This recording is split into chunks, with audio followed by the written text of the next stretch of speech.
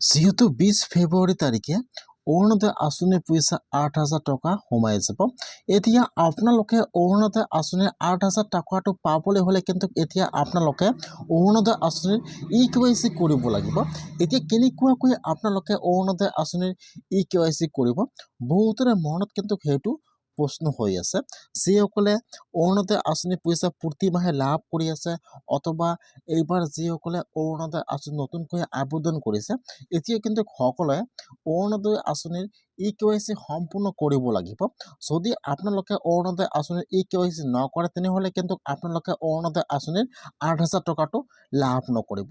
এতিয়া আপোনালোকে অৰুণোদয় আঁচনিৰ EKYC কেনেকৈ কৰিব বা ফৰ্মটো ক'ত পাব বা কেনেকৈ কৰিব লাগিব, মই এইটো ভিডিঅ'ত আপোনালোকক সম্পূৰ্ণ প্ৰচেছ ষ্টেপ বাই ষ্টেপ জনাই দি আছোঁ যে কেনেকুৱাকৈ আপোনালোকে অৰুণোদয় আঁচনিৰ কাৰণে EKYC কৰিব।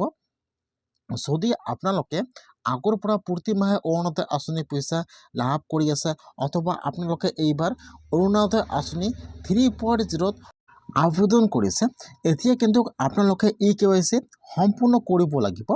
কেনেকুৱাকৈ আপোনালোকে EKYC সম্পূৰ্ণ কৰিব লাগিব আৰু আপোনালোকৰ কি কি ডকুমেণ্ট লাগিব আৰু ফৰ্মটো ক'ত পাব, সম্পূৰ্ণ প্ৰচেছ জনাই দি আছোঁ, চাই লওক।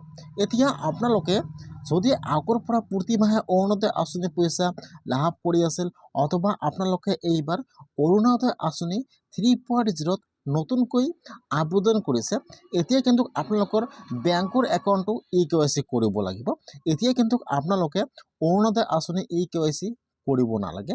এইটো কিন্তু কোনো অফিচিয়েল নোটিছ অহা নাই যে অৰুণোদয় আঁচনিৰ 8,000 টকাটো পাবলৈ হ'লে আপোনালোকৰ এইটো ফৰ্ম জমা কৰিব লাগিব, তেতিয়াহে আপোনালোকে অৰুণোদয় আঁচনিৰ 8,000 টকাটো লাভ কৰিব।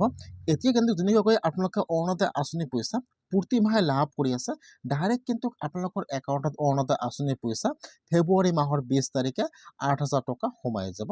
এতিয়া আপোনালোকে কিন্তু যিটো আপোনালোকৰ বেংকৰ একাউণ্ট আছে, এতিয়া কিন্তু আপোনালোকৰ বেংকৰ একাউণ্টটো EKYC সম্পূৰ্ণ কৰিব লাগিব। বহুতে ভাবিছে যে অৰুণোদয় আঁচনিৰ 8,000 টকাটো পাবলৈ হ'লে এতিয়া আৰু ফৰ্ম জমা কৰিব লাগিব। এতিয়া কিন্তু আপোনালোকে 8,000 টকাটো পাবলৈ হ'লে আপোনালোকে কোনো আৰু ফৰ্ম জমা কৰিব নালাগে, ডাইৰেক্ট কিন্তু আপোনালোকৰ একাউণ্টত 8,000 টকা 20 ফেব্ৰুৱাৰী তাৰিখে সোমাই যাব।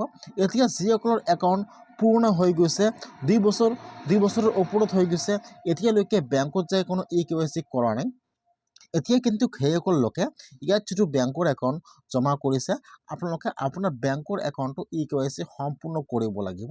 অথবা যিসকলে এইবাৰ অৰুণোদয় আঁচনিত নতুনকৈ আবেদন কৰিছে সেইসকলে চেক কৰিব লাগিব যে আপোনালোকৰ একাউণ্টটো DBT লিংক আছে নে নাই। সেইকাৰণে কিন্তু আপোনালোকৰ বেংকৰ একাউণ্টটো EKYC কৰিব লাগিব। সেইকাৰণে আপোনালোকে তাত যিটো বেংকৰ একাউণ্ট জমা কৰিছে আপোনালোকে বেংকত যাব, বেংকৰ পৰা এটা EKYC ফৰ্ম ল'ব, তাৰ লগত আপোনাৰ সকলো ডকুমেণ্ট জেৰক্স কৰি আপোনালোকে আপোনাৰ বেংকত জমা কৰিব লাগিব। আৰু যিসকলে নতুনকৈ আবেদন কৰিছে সেইসকলে চাব লাগিব যে আপোনালোকৰ একাউণ্টটো DBT লিংক আৰু আধাৰ কাৰ্ড লিংক আছে নে নাই, নহ'লে কিন্তু আপোনালোকৰ একাউণ্টত অৰুণোদয় আঁচনি পইচা পেণ্ডিং হৈ থাকিব, আপোনালোকৰ একাউণ্টত অৰুণোদয় আঁচনি পইচা নোসোমাব। আপোনালোকৰ বেংকেৰ একাউণ্টটো EKYC কৰিব লাগিব। কোনো কিন্তু 8,000 টকা পাবলৈ হ'লে কোনো আৰু ফৰ্ম জমা কৰিব নালাগে, খালি আপোনালোকে আপোনাৰ একাউণ্টটো চেক কৰিব যে আপোনালোকৰ একাউণ্টটো লিংক আছে নাই আৰু EKYC সম্পূৰ্ণ আছে নে নাই, নহ'লে কিন্তু পইচাটো আপোনালোকৰ পেণ্ডিং হৈ থাকিব, আপোনালোকৰ একাউণ্টত অৰুণোদয় আঁচনি পইচা 8,000 টকাটো নোসোমাব। সেইকাৰণে কিন্তু আপোনালোকে কোনো অৰুণোদয় আঁচনি ফৰ্ম আৰু জমা কৰিব নালাগে, ডাইৰেক্ট আপোনালোকৰ একাউণ্টত অট'মেটিকলি আহি 8,000 টকা সোমাই যাব 20 ফেব্ৰুৱাৰী তাৰিখে। খালি আপোনালোকে আপোনাৰ বেংকৰ একাউণ্টটো চেক কৰক যে বন্ধ হৈ আছে নে চালু হৈ আছে নে, EKYC আছে নে নাই।